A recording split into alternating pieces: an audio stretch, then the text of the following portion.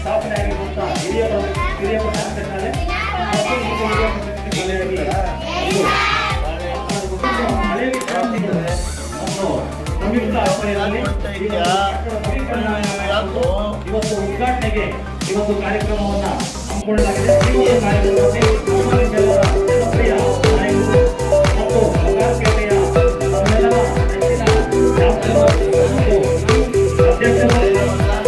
ಕರ್ನಾಟಕದ ನವೀಕರಣದ ಈ ಒಂದು ಶಾಲೆಯ ಧ್ಯೇಯೋಪತಿಗಾಗಿ ಸಪೋರ್ಟ್ ಕೊಟ್ಟಿರುವಂತಹ ಸಹದೇವ್ ಮತ್ತು ಅವರ ತಂಡ, ರವಿಚಂದ್ರನ್ ಸರ್ ಅವರು, ಅವರೆಲ್ಲರಿಗೂ ಮಾರ್ಗದರ್ಶನ ನಮ್ಮ ಮಾನ್ಯ ಶಾಸಕರು. ಯಾಕಂದ್ರೆ ಯಾವುದೇ ಒಳ್ಳೆಯ ಕೆಲಸಗಳಲ್ಲಿ ಮುಂದೆ ಇವತ್ತು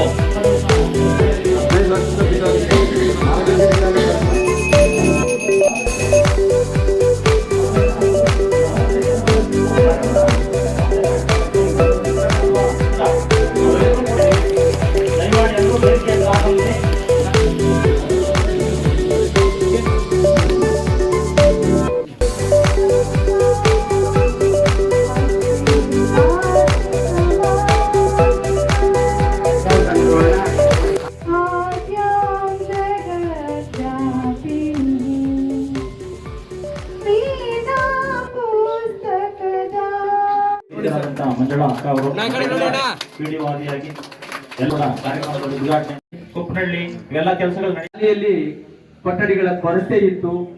ಈಗಾಗಲೇ 2 ಕೊಠಡಿಗಳು ತುಂಬಾ ಶಿಥಿಲೀಕರಣವಾಗಿದೆ, ಒಂದು ತೆರವುಗೊಳಿಸಬೇಕಾಗಿದೆ. ಈ ನಡುವೆ ಈ ಊರಿನ ಈ ಶಾಲೆಯ SDMC ಅಧ್ಯಕ್ಷರು ಮತ್ತು ಸದಸ್ಯರ ಎಲ್ಲರ ನೆರವಿನಿಂದ ಈ ಕಟ್ಟಡ ನವೀಕರಣಗೊಂಡು ಮಕ್ಕಳಿಗೆ ಲಭ್ಯವಾಗ್ತಾ ಇದೆ. ಈ ಶಾಲೆಯಲ್ಲಿ 48 ಮಕ್ಕಳು ವಿದ್ಯಾಭ್ಯಾಸ ಮಾಡ್ತಾ ಇದ್ದು 3 ಶಿಕ್ಷಕರು ಮತ್ತು ಅತಿಥಿ ಶಿಕ್ಷಕರನ್ನ ಇಬ್ಬರನ್ನ ನಾವು ಇಲ್ಲಿ ನಿಯೋಜನೆ ಮಾಡಿದ್ದೇವೆ. ಈ ಶಾಲೆ ಈಗಾಗಲೇ FLN ಒಂದು ತಂಡವನ್ನ ಕಳಿಸಿದ್ವಿ ನಾವು. ಇಲ್ಲಿ ಮಕ್ಕಳ ಕಲಿಕೆ ತುಂಬಾ ಉತ್ತಮವಾಗಿದೆ.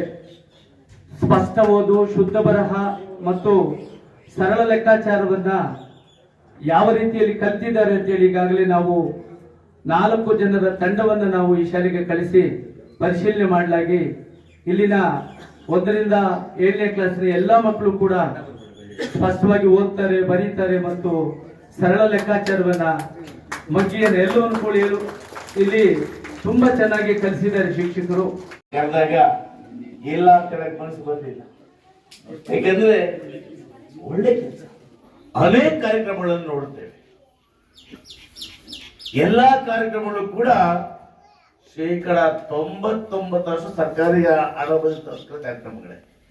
ಆದ್ರೆ ಈ ಒಂದು ಕಾರ್ಯಕ್ರಮ ಬಹಳ ವಿಭಿನ್ನವಾಗಿರ್ತಕ್ಕಂಥ ಈ ಶಾಲೆಯಲ್ಲಿ ವಿದ್ಯಾಭ್ಯಾಸವನ್ನು ಮಾಡಿ ಇವತ್ತು ಅತ್ಯುನ್ನತ ಪದವಿಯನ್ನು ಪಡೆದಿರ್ತಕ್ಕಂಥ ಹಳೆ ವಿದ್ಯಾರ್ಥಿಗಳು ಸೇರ್ಕೊಂಡು ನಮ್ಮ ಗ್ರಾಮದ ಮಕ್ಕಳ ಭವಿಷ್ಯಕ್ಕಾಗಿ ಇರಲಿ, ನಮ್ಮ ನೆನಪುಗಳು ಕೂಡ ಸದಾ ಗ್ರಾಮದೊಟ್ಟಿಗೆ ಇರಲಿ ಅನ್ನೋ ಉದ್ದೇಶದಿಂದ ಇವತ್ತು ಮುದುಗುಳಿ ಗ್ರಾಮದಲ್ಲಿ ಹಳೆ ವಿದ್ಯಾರ್ಥಿಗಳೆಲ್ಲ ಸೇರ್ಕೊಂಡು ಇವತ್ತು ನವೀಕರಣವನ್ನ ಯಾವುದೇ ಇಂಜಿನಿಯರ್ ಇಲ್ಲದೆ ತಮ್ಮದೇ ಉಸ್ತುವಾರಿಯಲ್ಲಿ ಒಳ್ಳೆ ಕೆಲಸವನ್ನು ಮಾಡಿದ್ದಾರೆ. ಹಾಗಾಗಿ ಎಲ್ಲ ಹಳೆ ವಿದ್ಯಾರ್ಥಿಗಳಾಗಿರ್ತಕ್ಕಂಥ ಡಾಕ್ಟರ್ ಮಂಜುಳಮ್ಮ, ಡಾಕ್ಟರ್ ರವಿಚಂದ್ರ ಮತ್ತು ಎಲ್ಲ ಸ್ನೇಹಿತರಿಗೂ ಸರ್ಕಾರದಿಂದ ನನ್ನ ವೈಯಕ್ತಿಕವಾಗಿ ಅಭಿನಂದನೆಗಳನ್ನು ಸಲ್ಲಿಸ್ತೇನೆ. ಯಾಕಂದ್ರೆ ಸಾಮಾನ್ಯವಾಗಿ ಜನ ನಾವು ಬೆಳೆದ ನಂತರ ಏಣಿಯನ್ನು ಒದೆಯವರೇ ಹೆಚ್ಚು. ಆದರೆ ಬೆಳೆದ ನಂತರ ನನ್ನ ಊರು, ನನ್ನ ಗ್ರಾಮ, ನನ್ನ ಶಾಲೆ, ನನ್ನ ಗುರುಗಳು ಅಂತ ಹೇಳಿ ಆ ಗ್ರಾಮಕ್ಕೆ ಸೇವೆ ಮಾಡ್ತಾರಲ್ಲ, ಇದು ಬಹಳಷ್ಟು ವಿರಳದಲ್ಲಿ ವಿರಳ. ಬಹುಶಃ ಈ ತಾಲೂಕಿನಲ್ಲಿ ಇದೊಂದು ಮಾದರಿ ಕಾರ್ಯಕ್ರಮ ಅಂತ ನಾನು ಭಾವಿಸ್ತೇನೆ. ನೋಡಿದೆ ನಾನು ಕಳೆ ಅನೇಕ ಬಾರಿ ಬಂದಾಗ ಕೂಡ ಗ್ರಾಮಸ್ಥರು ಶಾಲೆ ಶಿಥಿಲವಾಗಿದೆ ಅಂತ ಹೇಳಿದಾಗ ಒಂದು ಹೊಸ ಕನ್ನಡವನ್ನು ಹಾಕ್ಕೊಟ್ಟೆ. ಅದರ ಒಟ್ಟಿಗೆ ಇವತ್ತು ಈ 2 ಬಿಲ್ಡಿಂಗ್ ಸೇರ್ಕೊಂಡ್ರೆ ಬಹುಶಃ 48 ವಿದ್ಯಾರ್ಥಿಗಳಿಗೆ ವಿದ್ಯಾಭ್ಯಾಸ ಮಾಡಲಿಕ್ಕೆ ಇವತ್ತು ಅನುಕೂಲ ಆಗಿದೆ. ಇವತ್ತು ಈ ಶಾಲೆಯಲ್ಲಿ ಬಹಳ ಚಟುವಟಿಕೆ ಇದ್ದಾರೆ. ಹಾಗಾಗಿನೇ ಇವತ್ತು 48 ಜನಕ್ಕೆ ನಿಮ್ಮ ಶಾಲೆಗೆ ನಾವು 5 ಟೀಚರ್ಸ್ ಕೊಟ್ಟಿದ್ದೇವೆ. ನೀವು ನೋಡ್ಬೋದು ಇವತ್ತು ಪ್ರೈವೇಟ್ ಶಾಲೆಗಳಲ್ಲಿ 200 ಜನ ಇದ್ರು ಕೂಡ ಇದೆ. ನಮ್ಮಲ್ಲಿ ಇವತ್ತು 48 ಮಕ್ಕಳಿಗೆ 5 ಜನ ಉಪಾಧ್ಯಾಯರನ್ನು ಕೊಟ್ಟಿದ್ದೇವೆ.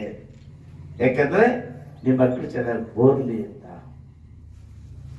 ಸಂತೋಷ ಆಗುತ್ತೆ. ಇವತ್ತು ಈ ನವೀಕರಣವನ್ನು ಮಾಡಿ ಮುತುವರ್ಜಿದ ಎಲ್ಲ ಸ್ವಂತ ಖರ್ಚು ಹಾಕೊಂಡು ನಮ್ಮನ್ನು ಸ್ವಾಗತ ಮಾಡಿ, ಅದು 2 ಅರ್ಥ ಇದೆ. ವಿಚೇತ ಕಾಲದ ಉದ್ದೇಶಿಸ್ತೀವಿ ನಾವು, ಹಾಗಲ್ಲ. ಎಲ್ಲ ಕೂಡ ತಮಾಷೆಗೆ ಹೇಳ್ತೀನಿ, ಆದ್ರೆ ಅವ್ರಿಗೆ ಗೊತ್ತಿದೆ ಎಸ್.ಎನ್. ನಾರಾಯಣ ಸರ್ ಇವತ್ತು ಮಾತು ಕೊಟ್ಟು ಇತಿಹಾಸ ತಪ್ಪಿದ್ದಿಲ್ಲೇ ಇಲ್ಲ. 2 ಬಾರಿ ರಸ್ತೆ ಮಾಡಿಸಿದ್ದೇನೆ, ಗ್ರಾಮ ಪೂರ್ತಿ ಸಿಮೆಂಟ್ ರಸ್ತೆ ಹಾಕಿದ್ದೇನೆ, RO ಫಿಲ್ಟರ್ ಕೊಟ್ಟಿದ್ದೇನೆ, ಐಮಾಸ್ ಲೈಟ್ ಕೊಟ್ಟಿದ್ದೇನೆ. ಈಗಲೂ ಕೂಡ ಮತ್ತೆ 10 ಲಕ್ಷ ರೂಪಾಯಿಗಳನ್ನ ಆ ಕಡೆ ಸಿಮೆಂಟ್ ರಸ್ತೆ ಉಳಿದಿದ್ದಾರೆ ಹೇಳಿದಾಗ ಅದನ್ನು ಹಾಕಿದ್ದೇನೆ. ನನ್ನ ಉದ್ದೇಶ ಏನಪ್ಪಾ ಅಂದ್ರೆ ಗ್ರಾಮಗಳ ಅಭಿವೃದ್ಧಿ ಆಗಬೇಕು. ಗ್ರಾಮಗಳ ಅಭಿವೃದ್ಧಿ ಆದ್ರೆ ಅಲ್ಲಿನ ಮಕ್ಕಳು ಇವತ್ತೇನು ಪ್ರೈವೇಟ್ ಶಾಲೆ ವ್ಯಾಮೋಹವನ್ನು ತೊರೆದು ಸರ್ಕಾರಿ ಶಾಲೆಯಲ್ಲಿ ಓದುವಂತರಾಗಬೇಕು. ಇವತ್ತು ನೋಡಿ ಬಹಳಷ್ಟು ಈ ವೇದಿಕೆ ಎಲ್ಲ ಕೂಡ ಸರ್ಕಾರಿ ಶಾಲೆ ಓದಿರ್ತಕ್ಕಂಥವರೇ ಇಲ್ಲ. ಅಲ್ಲೇ ಅಣ್ಣ, ನಾನೊಂದು ಗೌರ್ಮೆಂಟ್ ಸ್ಕೂಲ್ ಏನಪ್ಪ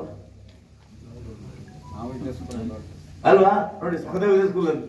ಹೀಗಾಗಿ ಸರ್ಕಾರಿ ಶಾಲೆ ಓದ್ತಕ್ಕಂಥ ಮಕ್ಕಳಿಗೆ ಪ್ರಪಂಚ ಜ್ಞಾನ ಗೊತ್ತಾಗುತ್ತೆ, ಒಳ್ಳೇದು ಕೆಟ್ಟದ್ದು ಗೊತ್ತಾಗುತ್ತೆ.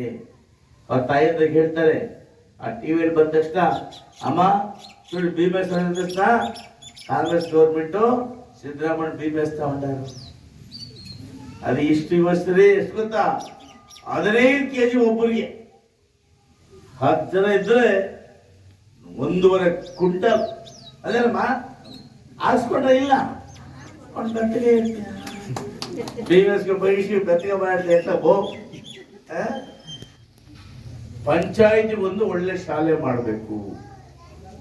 ಹೇಗಪ್ಪ ಅಂದ್ರೆ ಪ್ರೈವೇಟ್ ಶಾಲೆ ರೀತಿಯಲ್ಲಿ ಪಂಚಾಯಿತಿ ಒಂದು ದೊಡ್ಡ ಶಾಲೆಯನ್ನು ಮಾಡಿ ಆ ಶಾಲೆಗೆ ಎಲ್ಲಾ ಗ್ರಾಮಗಳು ಕೂಡ ಬಸ್ ಸೌಕರ್ಯವನ್ನು ಕೊಟ್ಟು ಆ ಮಕ್ಕಳನ್ನು ತಂದು ಆ ಶಾಲೆ ವಿದ್ಯಾಭ್ಯಾಸ ಮಾಡಬೇಕು ಅಂತೇಳಿ ಈ ವರ್ಷದಿಂದ ವಿನೂತನ ಕಾರ್ಯಕ್ರಮವನ್ನು ಹಮ್ಮಿಕೊಂಡಿದ್ದೇವೆ. ನಾನು ಕೂಡ ಸಚಿವರು, ನನ್ನ ಸ್ನೇಹಿತರು ಮಧುಬಂಗಾಪುರು ನನ್ನ ಸ್ನೇಹಿತರು ಕೂಡ ಮನವಿ ಮಾಡಿದ್ದೇನೆ.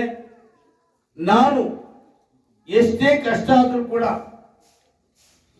ಆ ಒಂದು ಶಾಲೆಗಳನ್ನು ಕಟ್ಟಿಕೊಡ್ತೇನೆ.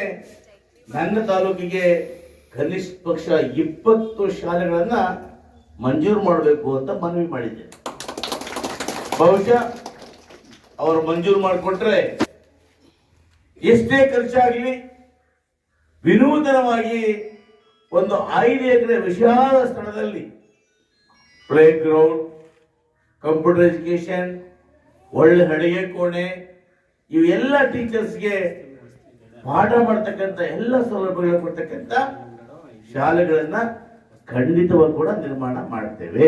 ಸರ್ಕಾರಿ ಶಾಲೆಯಲ್ಲಿ ಓದ್ತಕ್ಕಂಥ ಮಕ್ಕಳೆಲ್ಲ ಕೂಡ ಸಂಘಟನೆ, ಶಿಕ್ಷಣ, ಹೋರಾಟ ಅಲ್ವಾ, ಅದೊಂದು ಆ ಮೂಲ ಮಂತ್ರ ಬಳಸ್ಕೊಂಡೆ ಇವತ್ತು ಮಂಜುನಾಥ್ ಅವರು ಡಾಕ್ಟರ್ ಆಗಿರ್ತಕ್ಕಂಥದ್ದು, ಮಧುಚಂದ್ರ ವಿದ್ಯಾರ್ಥಿಯಾಗಿ ಒಳ್ಳೆ ನಾಯಕನಾಗಿರ್ತಕ್ಕಂಥದ್ದು, ಸಹದೇವ ಅಧಿಕಾರಿ ಆಗಿರ್ತಕ್ಕಂಥದ್ದು, ನಮ್ಮ ಮಂಜುನಾಥ್ ಕೂಡ ಅಧ್ಯಕ್ಷರಾಗಿರ್ತಕ್ಕಂಥದ್ದು.